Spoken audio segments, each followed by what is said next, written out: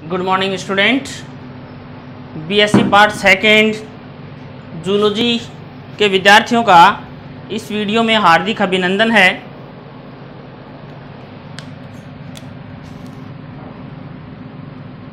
BSc second year zoology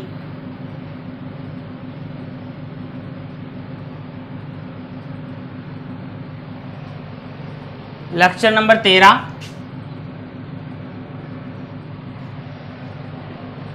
और हमारा topic है फिजियोलॉजी ऑफ रेस्पायरेशन। हमारा टॉपिक क्या है? फिजियोलॉजी ऑफ रेस्पायरेशन, श्वसन की कारिकी।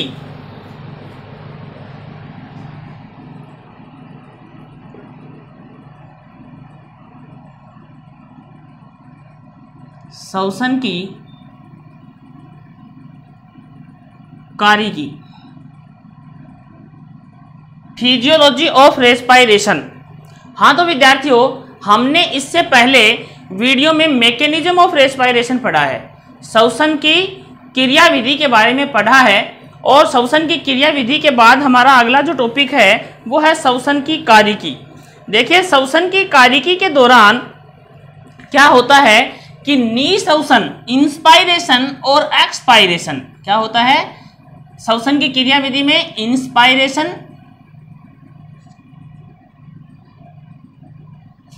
एंड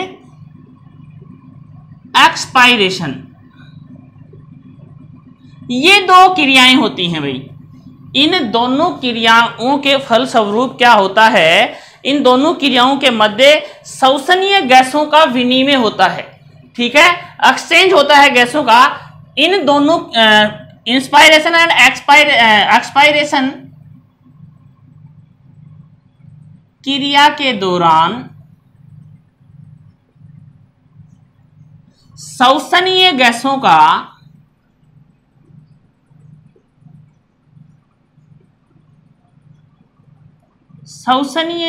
का विनिमय होता है।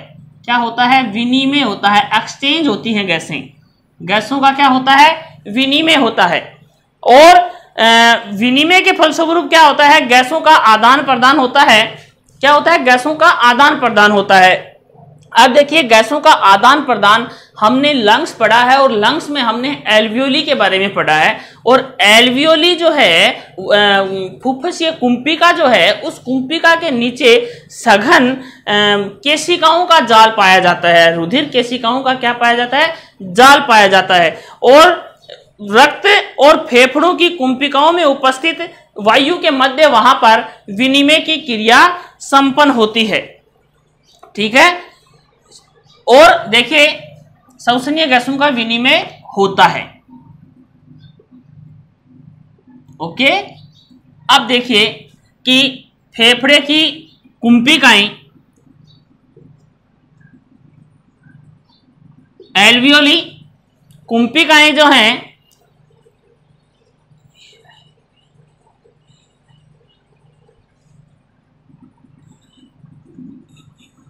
एल्वियोली हिंदी में बोलते हैं कुंपिकाएं। कुंपिकाओं के नीचे सघन केशिकाओं का जाल पाया जाता है। जाल पाया जाता है। कुंपिकाओं के नीचे सघन केशिकाओं का जाल पाया जाता है। और इन कुंपिकाओं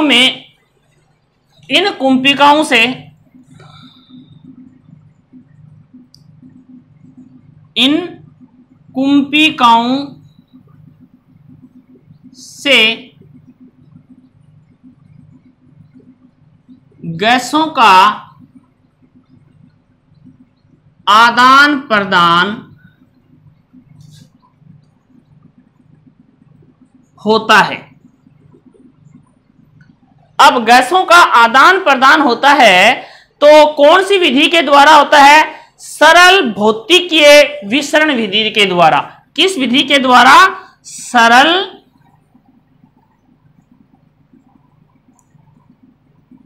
सरल भौतिकीय विसरण विधि के द्वारा गैसों का आदान प्रदान होता है। मीन्स मतलब क्या है? गैस अधिक सांद्रता से गैसें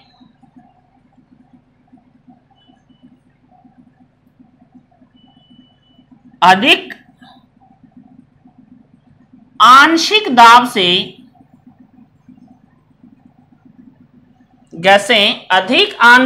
से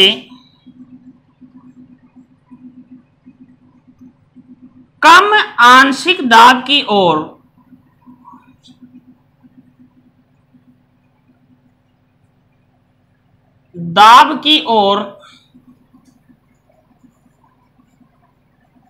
विसरित होती हैं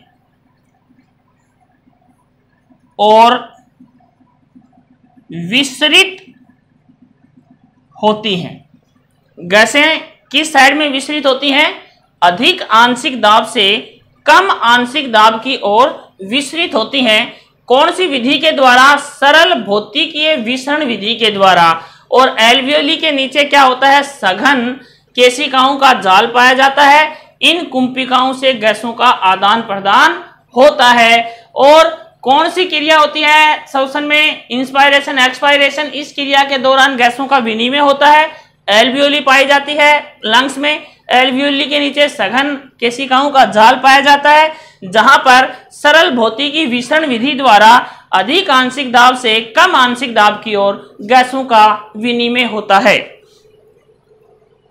अब देखिए, हम यहां पर आंशिक दाब भी निकालेंगे।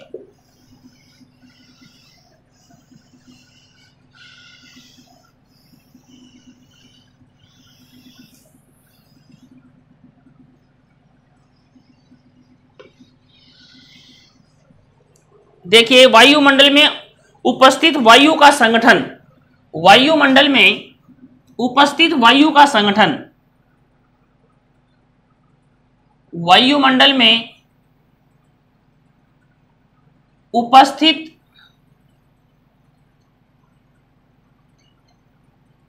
वायु का संगठन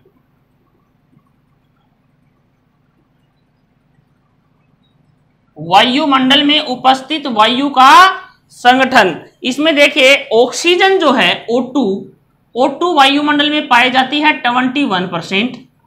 ओके, नाइट्रोजन 78%। इसके बाद कार्बन डाइऑक्साइड 0.4%।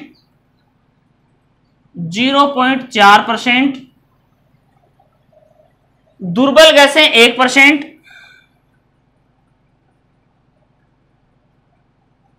दुर्बल गैसें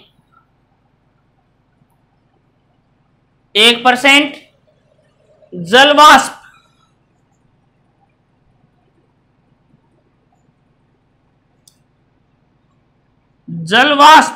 परिवर्तनशील,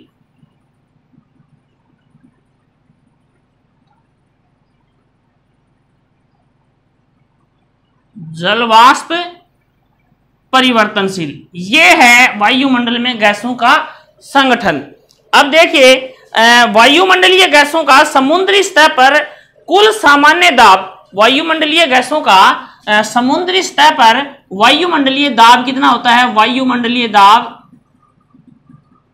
नीचे लिख रहा हूं मैं, वायुमंडलीय दाब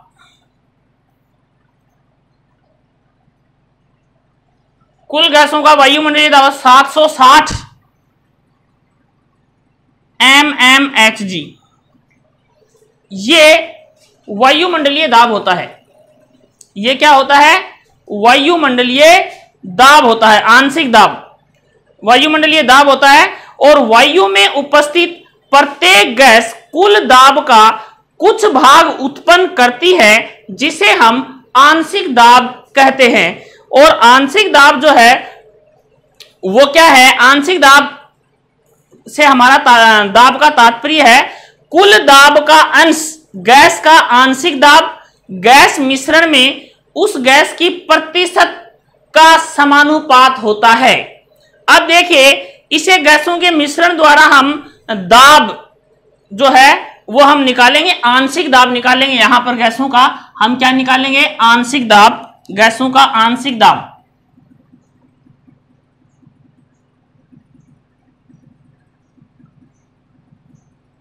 गैसों का आंशिक दाब,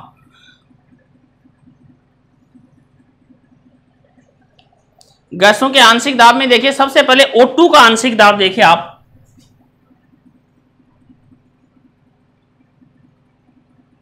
O2 का आंशिक दाब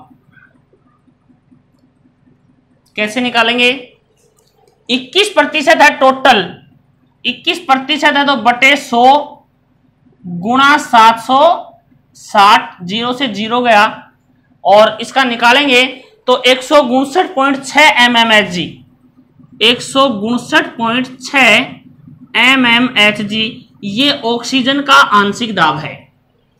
इसके बाद देखिए CO2 का आंशिक दाब, इसके बाद CO2 का आंशिक दाब, CO2 का आंशिक दाब, CO2 के आंशिक दाब में देखिए 0.4% है तो 0.4 बटे में 100 गुणा में 760, इसका कैलकुलेशन करेंगे हम तो 0.3 mmHg, 0.3 mmHg ये किसका आ गया, CO2 का आंशिक दाब आ गया। ठीक है, नाइट्रोजन का यदि आंशिक दाब निकालें हम, नाइट्रोजन का आंशिक दाब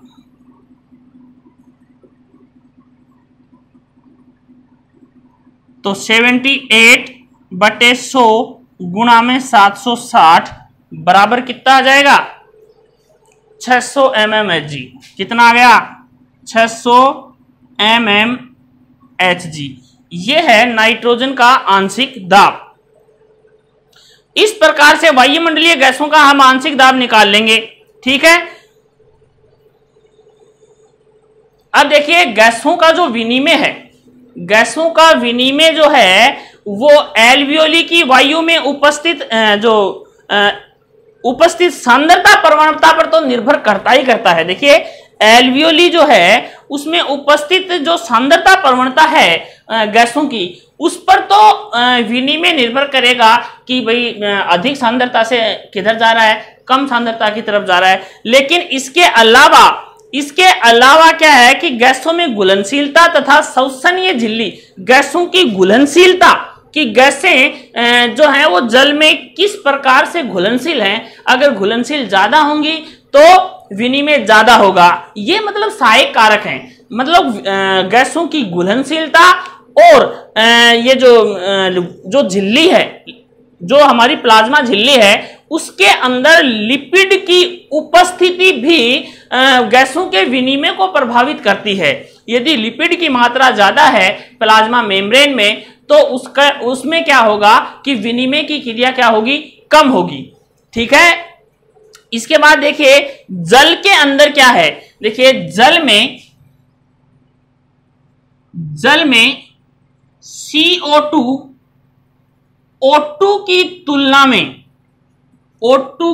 तुलना में 20 गुना ज्यादा घुलनशील है, 20 गुना अधिक घुलनशील है, 20 गुना अधिक घुलनशील है। इसके बाद देखिए हम यहां पर जो गैसों के विनिमय के लिए हम एक फ्लो बनाएंगे। यहां पर देखिए, इसको मिटा रहा हूं मैं, मिटा दूं, स्क्रीनशॉट ले लीजिएगा इसका।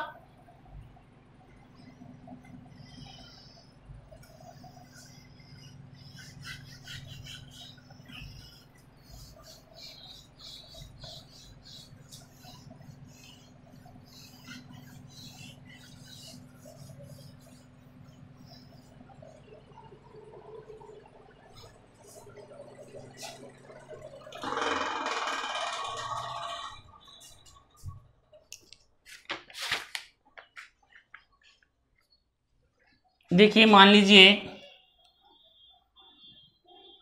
ये एल्वियोली है,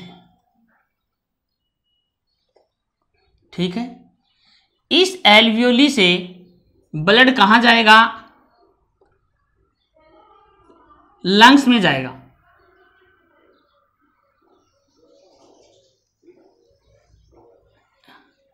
सॉरी, हार्ट में जाएगा।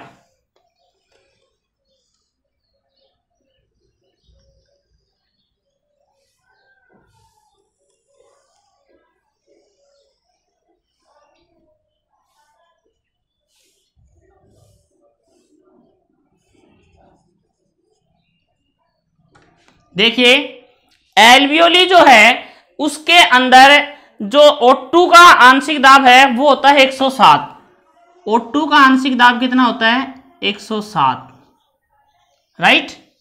थोड़ा सा इधर लिख देता हूं मैं। ये तो O2 है, ये CO2 है। इसका तो आंशिक दाब होता है 107 mmHg और इसका जो आंशिक दाब है वो होता है 40 mmHg। ये वैल्यू जो है कुछ बुक्स में थोड़ी फ्लक्चुएट करके दिखाई हुई हैं, अलग अलग बुक्स में। अब देखिए आंशिक दाब हमने पढ़ा है कि तो O2 का आंशिक दाब बाह्य वातावरण में होता है 159.6। ये वायुमंडल है, वायुमंडल में O2 इसका होता है 159.6 mmHg और ये है CO2, इसका आंशिक दाब कितना है? 0.3 mmHg, 0.3 mmHg। ओके। अब देखिए कि आप यहां देख रहे हैं सांद्रता प्रवणता, मैं रेड जो लाइन है उसको CO2 से दिखाऊंगा और जो ग्रीन लाइन है उसको O2 को दिखाऊंगा। तो यहां पर देखिए सांद्रता प्रवणता इसकी ज्यादा है, इसकी कम है, तो ये O2 क्या करेगी?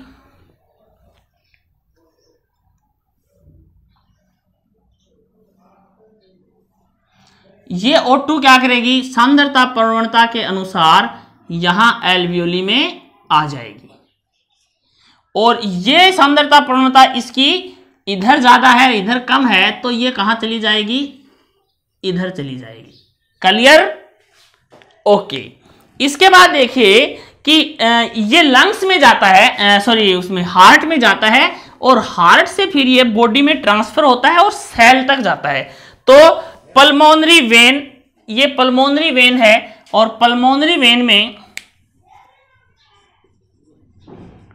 पुल्मोनरी वेन इसकी वैल्यू देखिएगा O2 की 95,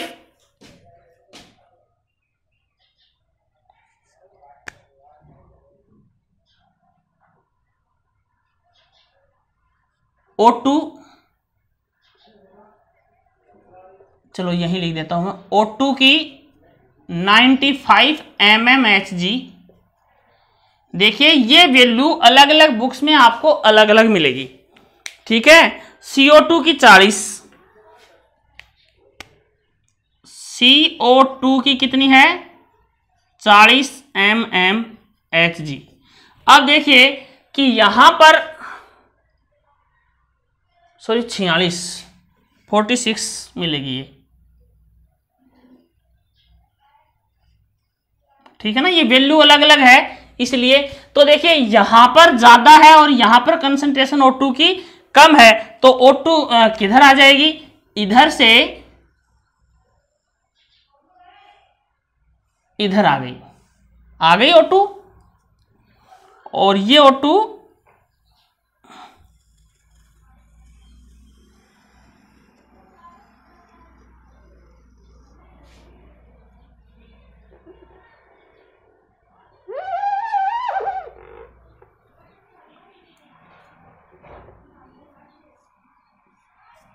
अब देखिए O2 यहां आ गई, CO2 देखिए यहां पर 40 है, यहां पर 46 है, तो ये CO2 क्या करेगी? यहां 46 से चलेगी और कहां चलेगी? ये इधर।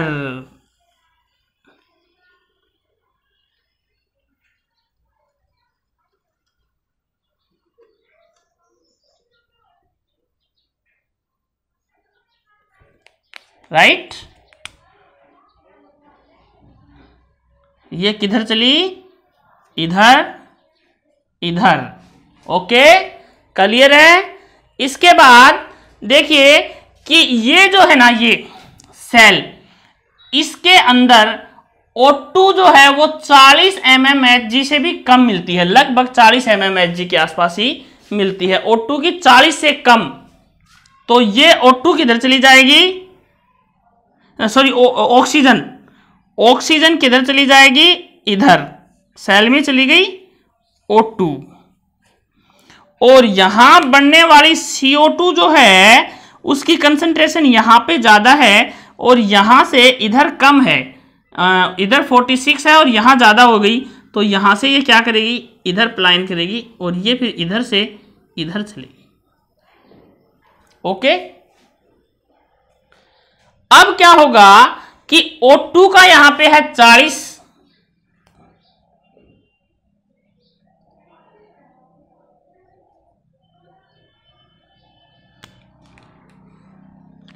ये CO2 क्या करेगी, इधर से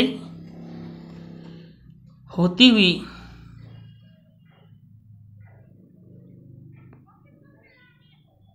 इधर आ जाएगी।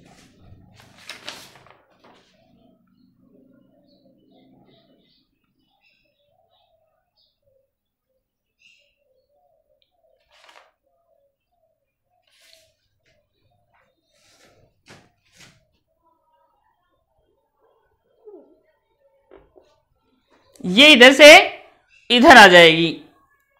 तो देखिए कि जिस प्रकार से इधर से ये गैस आ रही है तो इधर से क्या होगा, देखिए ये ब्लड वेसल्स है और इसके द्वारा ये इस प्रकार से अपना गैसों का आदान प्रदान करेगी।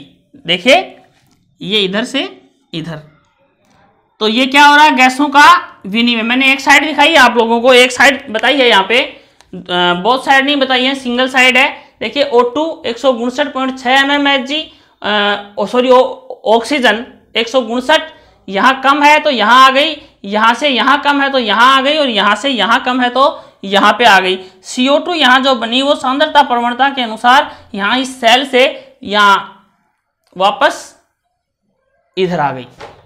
ओके,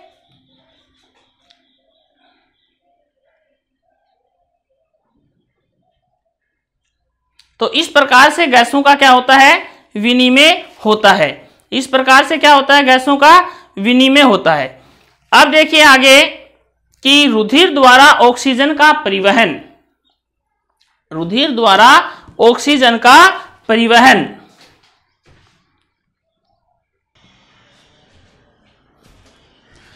हाँ, तो देखिए ये जो टॉपिक है ये अपन इस वीडियो में स्टार्ट नहीं करेंगे, थोड़ा बड़ा है तो वीडियो हमारा बहुत ज़्यादा लंबा हो जाएगा, इसलिए हम इसी को थोड़ा सा रिवाइज करते हैं। श्वसन की कार्यकी पढ़ रहे हैं हम। श्वसन की कार्यकी मीन्स कि इसकी जो मैकेनिज्म है उसी पे बेस्ड तो कार्यकी होती है।